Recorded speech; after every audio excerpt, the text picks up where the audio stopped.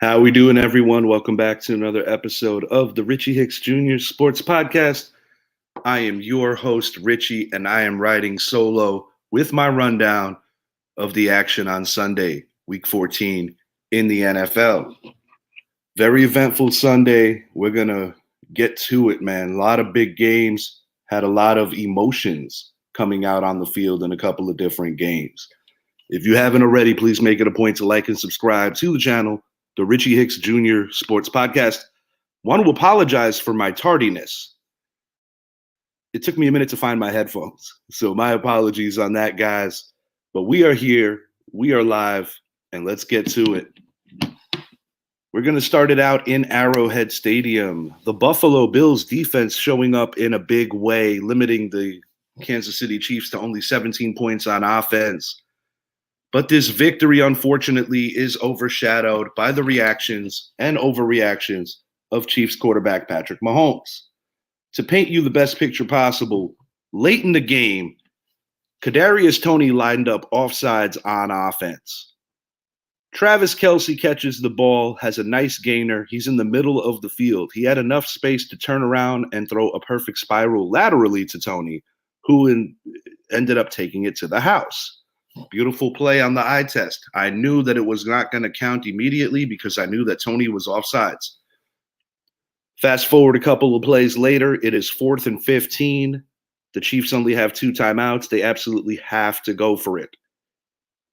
Von Miller is slightly into the neutral zone. Did he get back in time? Did he not? I'm not 100% sure. If the referees missed the call, it's 4th and 10. If the referees got it right, the game's over. The game ended, and Patrick Mahomes, in pure frustration, threw his helmet. He had to be restrained by teammates. After the game, he meets up with Josh Allen at the 50, and while he did make a brief congratulations to him, the mic caught him bitching about the referees at the end of the game. He took to a couple of his socials saying that they prevented greatness, a couple of other things. And I just got to say, man, how did Sauce Gardner feel when he got screwed earlier in the year against the Chiefs? This is a team that has been great for a while, and this is one of their more challenging seasons of the year, of their time together, Andy Reid and Patrick Mahomes. They are the defending world champions. But I feel that it's just a horrible look when any and all football fans know that these guys have been the beneficiaries of many a call over the last couple of years, and particularly even this season. So when I see that the bitching and moaning and complaining is coming from Patrick Mahomes on the level that it did, to be honest, it's a really bad look. And it paints the picture that this guy is a big crybaby.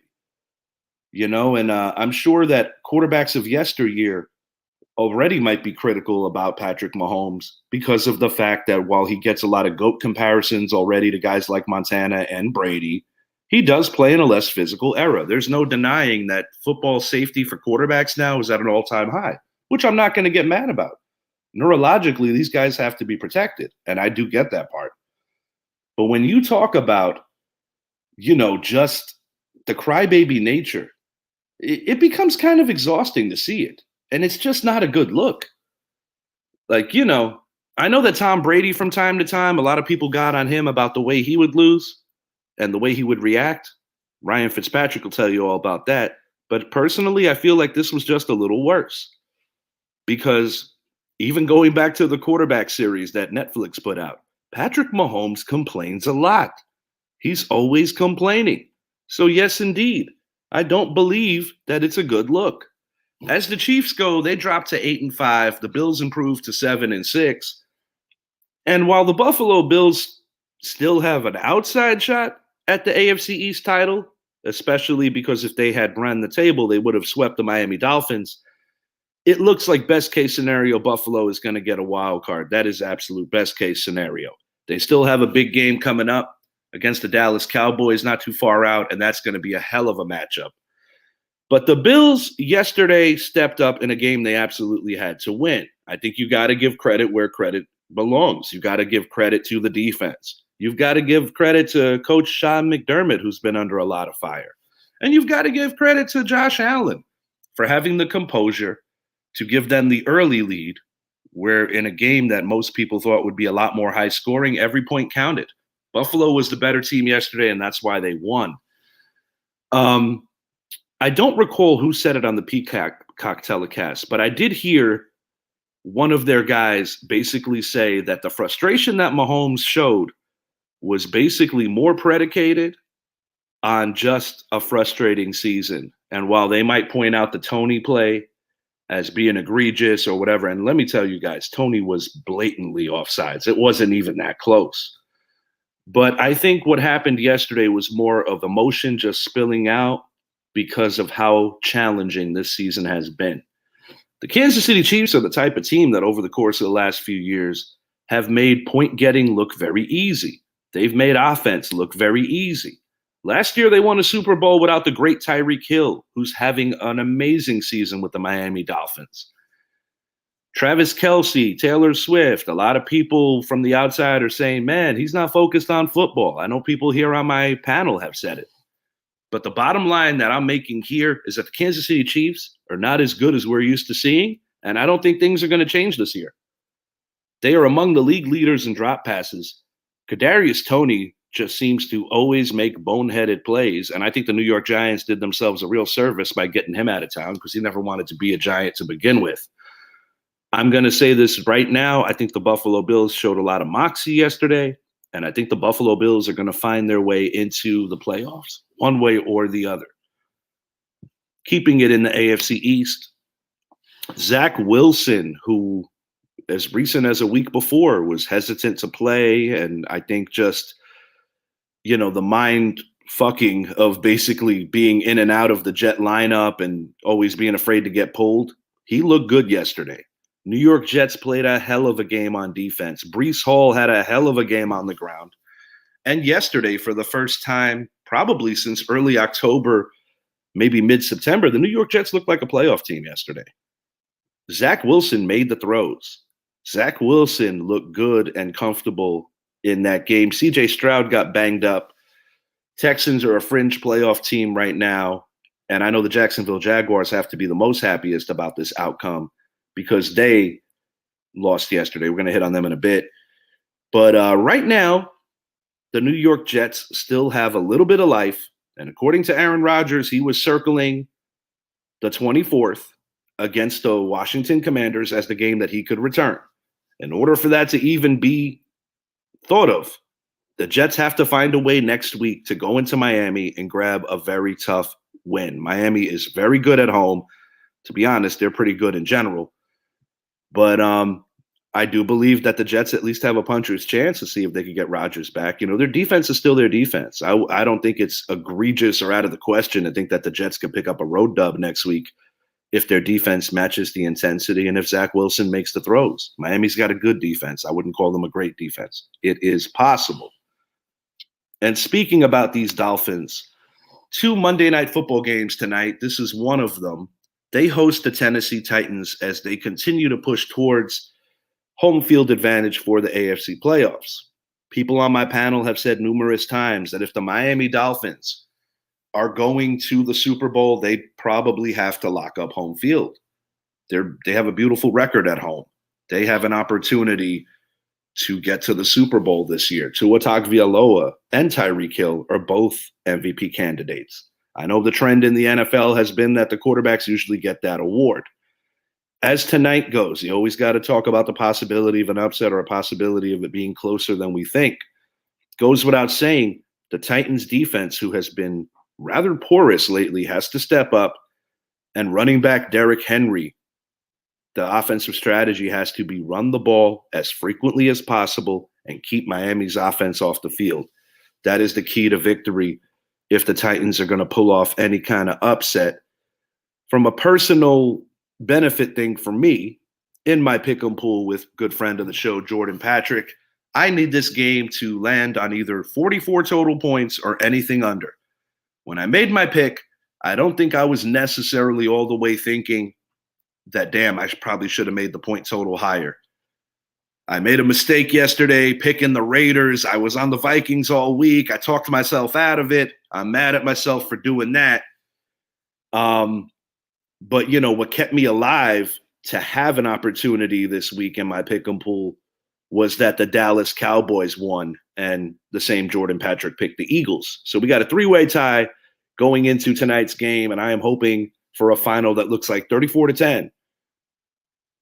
I don't know, 41-3 will work, 40-3. Anything under 44 or landing on the number. If it goes over, I will not be winning this week. Miami right now, they're doing everything right on offense. They have a great deal of confidence. And I would love to see, I know we're going to get a second matchup in week 18. Dolphins hosting the Bills. Bills won the first matchup rather handily. I don't think the Bills have any real shot of winning this division. But I would love to see Tua Tagovailoa, Josh Allen, same football field in the playoffs. I think it would be a phenomenal game. And if Miami gets that overall 1 seed, if it's going to happen, it would probably have to be in round 2. But the Dolphins and the Bills last couple of years, that's must-see TV for the NFL with 2 excellent, exciting quarterbacks and 2 very exciting offenses. The Bills, to my surprise, didn't look as good on offense as they could have. They kind of took their foot off the gas. But I think a game like that, the stars align, it'll be a shootout similar to what we got used to seeing in the 90s with Marino and Kelly. The Dallas Cowboys making a huge statement, making light work of the Philadelphia Eagles, and their defense literally smothered the Eagles to the tune of 3 turnovers. I hit on part of my prediction. I said the Dallas Cowboys would win the turnover battle 3-0. Ultimately, they won the turnover battle 3-1.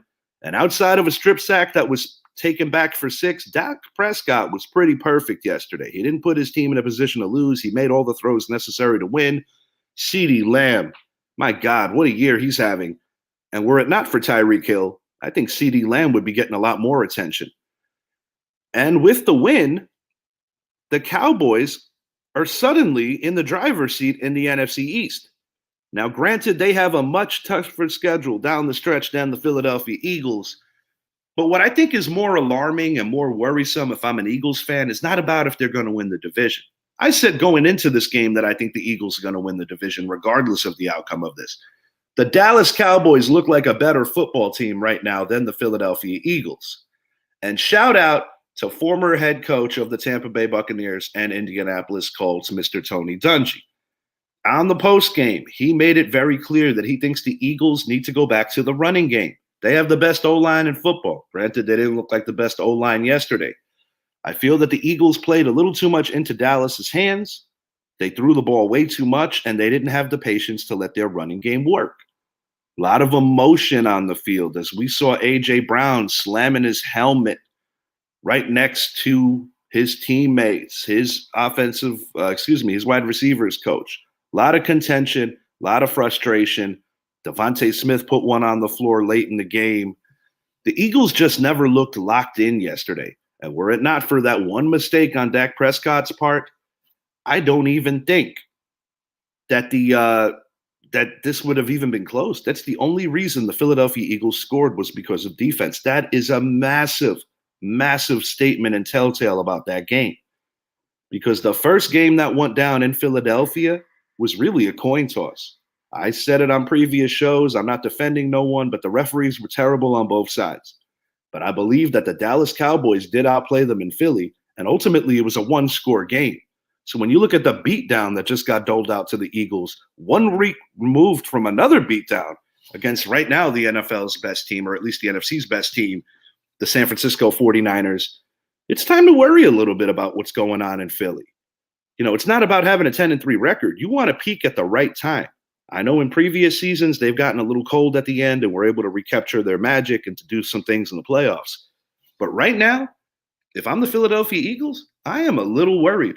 Nick Sirianni, I got to give him a little credit, not used to saying that. I think that he answered the questions to the media rather well. And, you can't panic. It's a marathon. But right now, things are looking a little tough for the Philadelphia Eagles. Related to this game, I got to get at Skip Bayless for a second. This dude was in panic mode, overreacting because of the one mistake that Dak Prescott made and saying how the Cowboys can't play with a lead. Literally seconds after, I hit him on X, and I'm like, Jake Ferguson just did his best Rob Gronkowski impression. Not even 1 second later, Skip Bayless puts on his feed, Ferguson gronking. I'm like, come on, bro. Come on, bro. I don't know if he was trolling. I don't know if he was stealing, but I do know this. Skip Bayless doesn't know a damn thing about professional football. And that is a dude that I find nauseating. And everything that Charles Barkley said about that dude is true. And I'll never get over him disrespecting the great Shannon Sharpe. I understand that he has a role to play, a guy that you don't want to like, and he plays it well. But I don't think it's just a personality. I think Skip is a big jerk. The Green Bay Packers invade MetLife Stadium tonight to take on my New York Giants as the other game on Monday Night Football. Packers are playing well lately. Jordan Love is finding his way, and a wild card spot is very much a possibility. And with the way the Detroit Lions have been playing lately, the NFC North crown is not out of the question for the Packers. They just got to keep winning.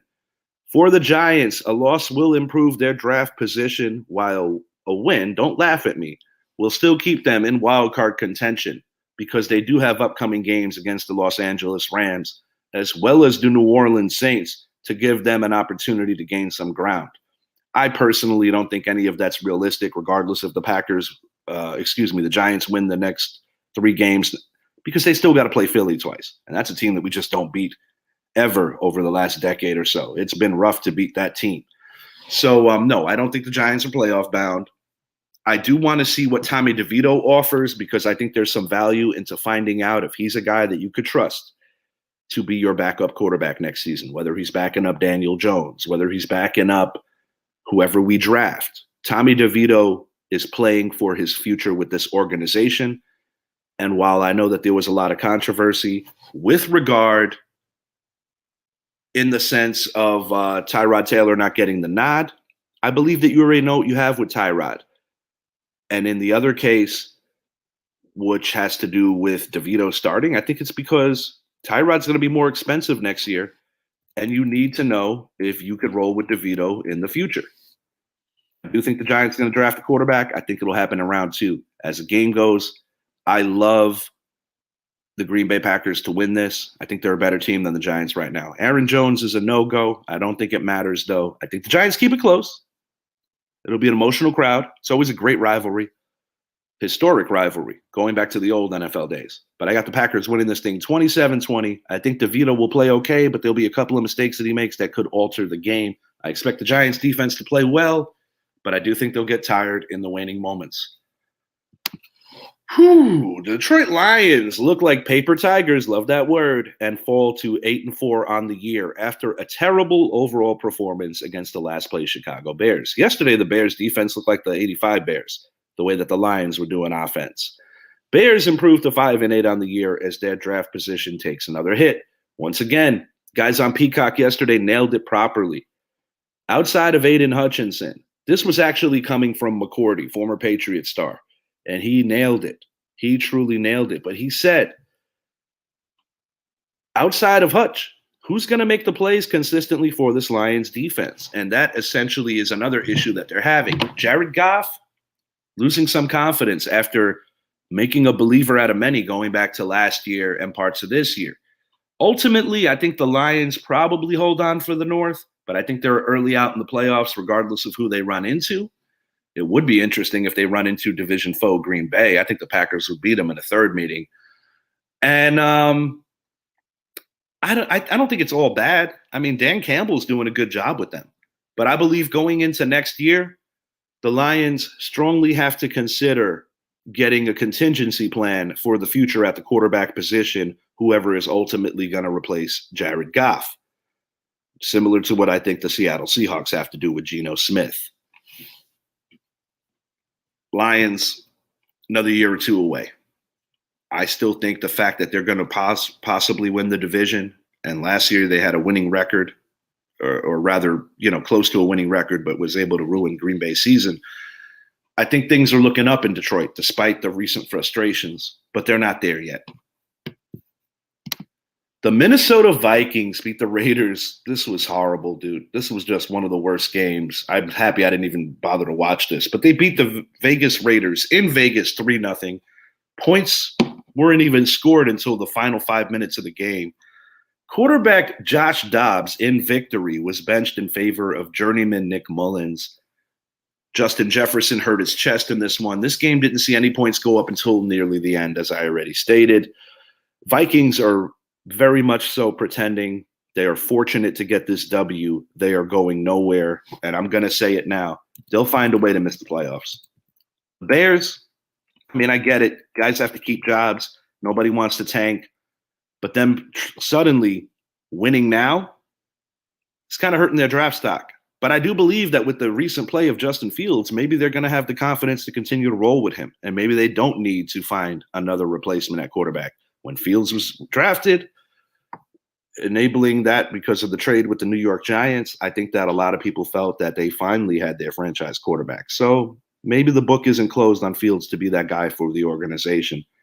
The Bears are playing better, but they're not a good team. Let's not be fooled by what happened yesterday. A lot of this has to do with the Lions' inadequacies.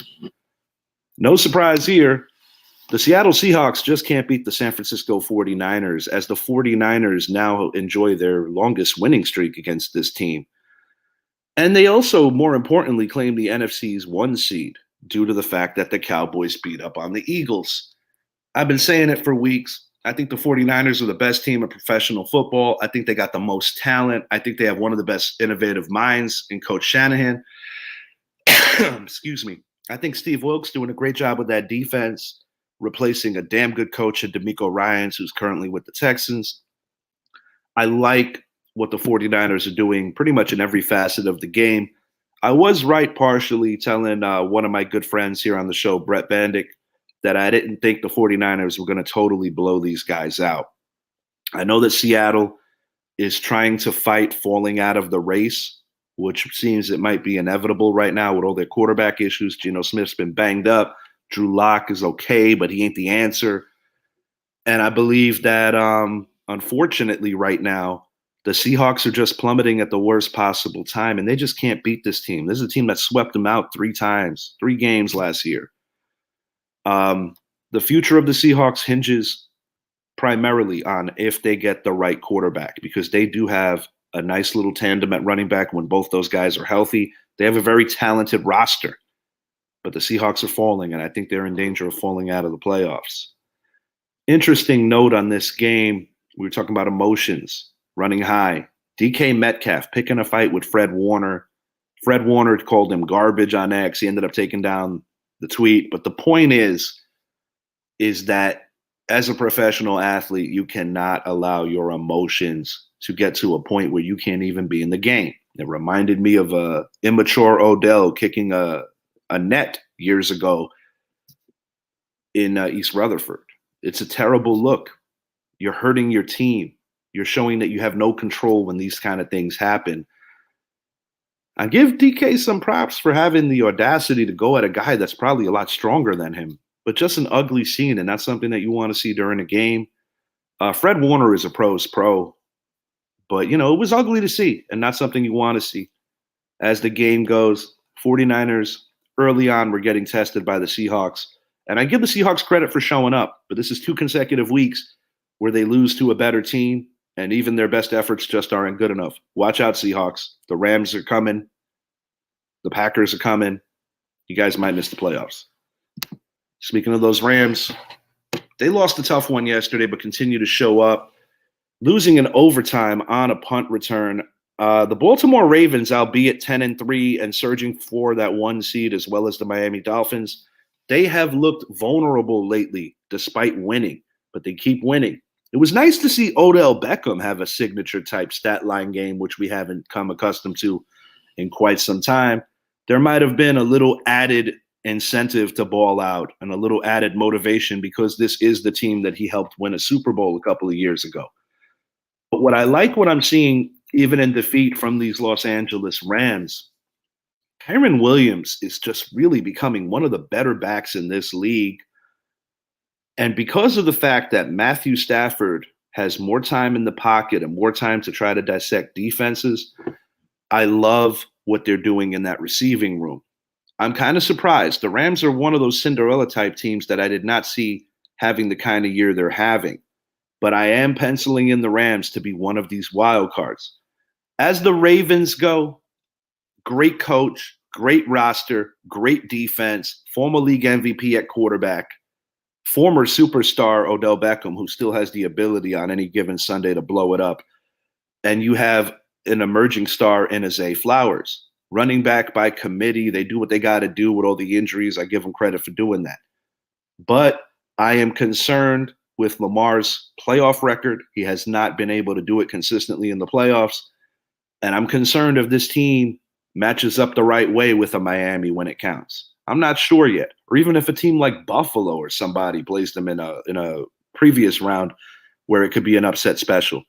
The Ravens are a good team. I'm just not buying that they're a great team, and I'm not buying them to win this conference yet. They got to show me a little more, but a win's a win, and a win they'll take. Little refresher here on earlier in the week. The Pittsburgh Steelers lost on Thursday Night Football, and their offense, nothing new. It's really one of the worst offenses in the league, even after the firing of Matt Canada. The lowly Patriots looked good, and Bailey Zappi had the best game of his young career. And I know my friend Brett would tell you this if he was sitting here with us. The New England Patriots have been competitive in most of their games this year, and that is the biggest frustration when you consider how inept their offense has been. When I see a performance like this, it makes me question why the New England Patriots stayed with Mac Jones as long as they did. Maybe if they made this move about a month ago, potentially they have a different kind of season. On the contrast and on the flip side, this is a team that needs a quarterback of the future. And this is also a team that needs a wide receiver one, possibly Marvin Harrison. Who would be a good quarterback for these Patriots? Maybe McCarthy out of Michigan. He kind of fits the bill as a guy that I think could do some good things for the New England Patriots. Not to mention that another very famous quarterback came out of Michigan that more than helped this organization. It almost seems like it makes too much sense. My New York Giants might be in the market for a quarterback. Maybe McCarthy to the Lions, doing a similar thing like Hutch did, staying in the state of Michigan. There's some teams that are going to be looking for quarterbacks of the future in this upcoming draft, and the quarterback situation in this draft is rather deep. But I want to give credit to Bill Belichick keeping his guys playing and not just laying down. Nobody wants to lay down at the professional level, no matter what the people say you're supposed to do about draft capital. These guys are professionals, and these guys play to win the games, as Herman Edwards would say. As far as the Steelers go, earlier in the year, I kind of flirted with the idea that Coach Mike Tomlin, who is a surefire future Hall of Fame coach, might suffer his first losing season.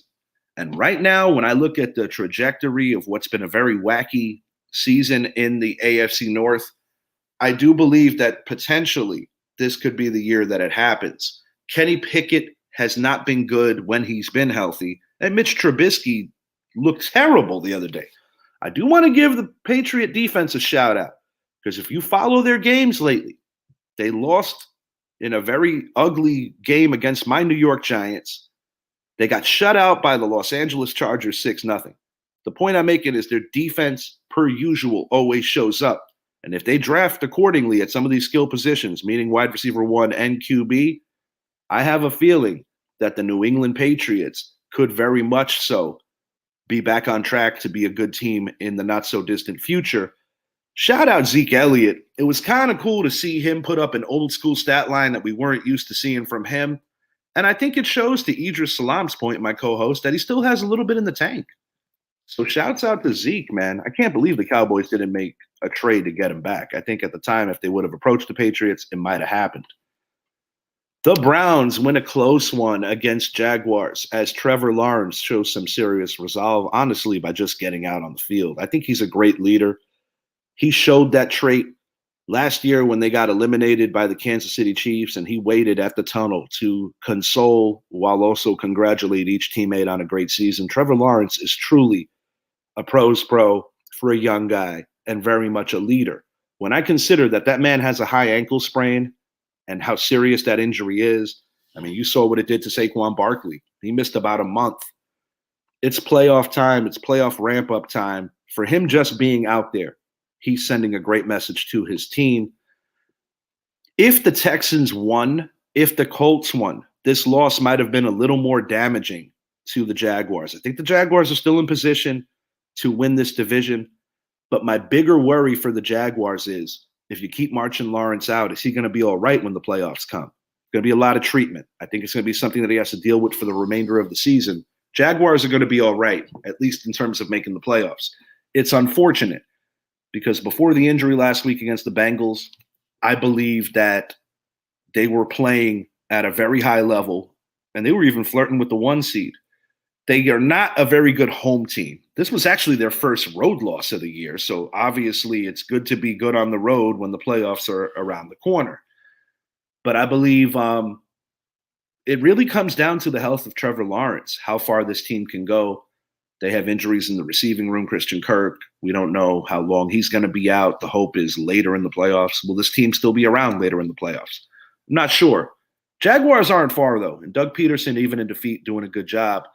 Cleveland Browns, on the contrast, you got to give props to Joe Flacco. I was dogging on that move, bringing him back into the league. He just picked up his 100th victory, and I got news for you. He looked better than anybody I've seen man down that position this year. I did not see that coming. I want to apologize to Joe Flacco because I believe that Joe Flacco played at a very high level and showed that he was ready to get a call and that he wasn't ready to quit on his NFL career. So props to you, Joe Flacco, former Super Bowl MVP. I did not see it coming. You made a dummy out of me. I give you the credit, man. When I'm wrong, I'm wrong. No Joe Cool. Not talking about Montana, talking about Burrow. But the Bengals still think they could jump into the playoff pool. Dominant victory at home over the Colts brings the Bengals to 7-6 as quarterback Jake Browning continues to gain confidence and the trust of his teammates as well as the coaches. Idris, got to give you props, dude. You nailed this take on Jake Browning being one of the better backups in the league. I didn't see it when he had to come into relief against the Baltimore Ravens. You, sir, have been proven right. Definitely check out Idris's college takes. He's been very good about putting out college shows. And one thing about my co-host, he is very good at evaluating quarterbacks before they even start really doing stuff. He has been money on that all year. So props to you, Idris, on that. As the game goes, not really much of a surprise to me. The Bengals had a lot to gain by winning, and the Colts, no disrespect, I think they're in pretend mode. I think they've been beneficiaries of a lot of funky, weird things happening around the AFC that had them in playoff position going into this win. I don't view going into this game, rather. I don't view the Colts as a playoff team. I think that they're going to fall out of it, not because they're that bad, just because they're not as good as some of these other teams. The AFC is so damn tight, and a big part of that is because of the mess that goes on in the North. The North has had so many weird storylines, injuries galore, just all kinds of stuff happening in that division. But one thing that reigns true in that division is that defense is played and defense wins. And the Bengals defense is playing very good right now, and it's helping quarterback Jake Browning and that offense. Justin Herbert, unfortunately, likely out for the season. He has a hand injury. And I think the more so for the shutdown is predicated off of that this team is not going anywhere. Brandon Staley's about to get fired. As the Broncos go, big win, man. They have an opportunity to do something special in these playoffs, or at least make them.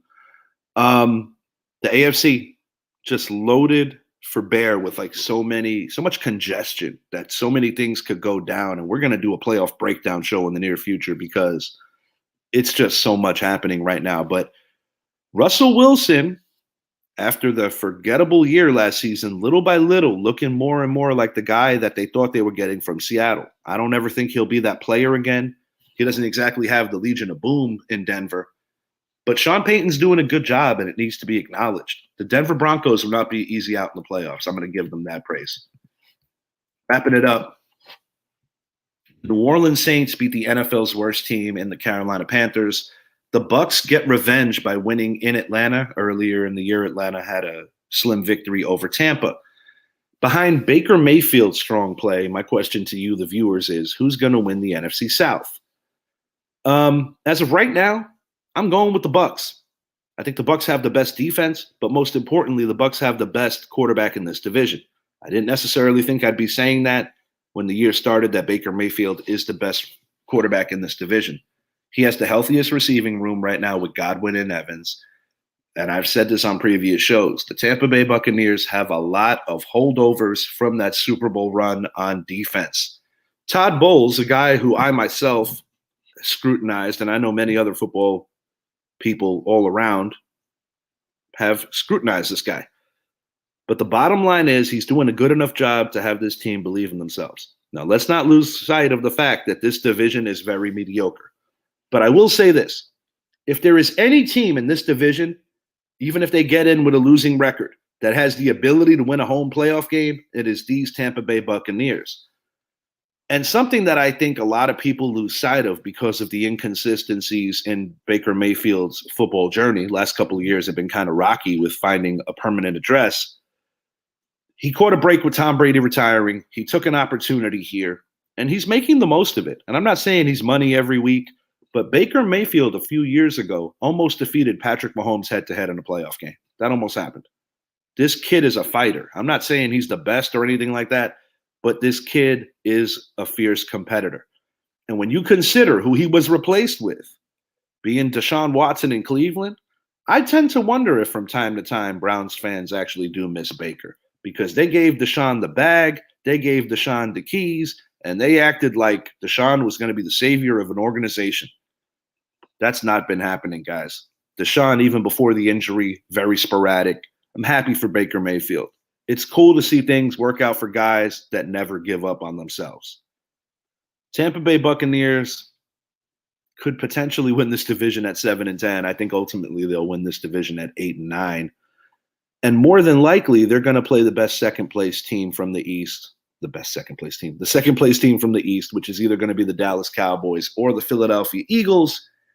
Given the difficulty level of the Cowboys schedule remaining versus the Eagles, I'm going to say that we get a rematch, same place in Tampa. Dallas Cowboys will be traveling to the Buccaneers, and I'm going to say for 2 consecutive years, the Dallas Cowboys are going to get a victory there. NFL football ramping up in a big way. The playoff push is on. Thank you guys for hanging with me for a little bit on this majestic Monday. This weather out here in Florida is beautiful. Gonna get out in the yard, get a couple of things done. It's just, this air is just nice, man. Loving this weather. But until next time, I am Richie. Look for us as the week moves along for our next preview show and announcements to come on anything else sports related. I know we have a lot to talk about with that dude that just signed with the Dodgers. NBA is going to be ramping up pretty soon too, as well as hockey. Have a great day, everyone. Thank you for hanging with me. Oh, and lastly, go New York Giants. And I miss my father. This was our jam, Packers and Giants. Have a great day, everyone.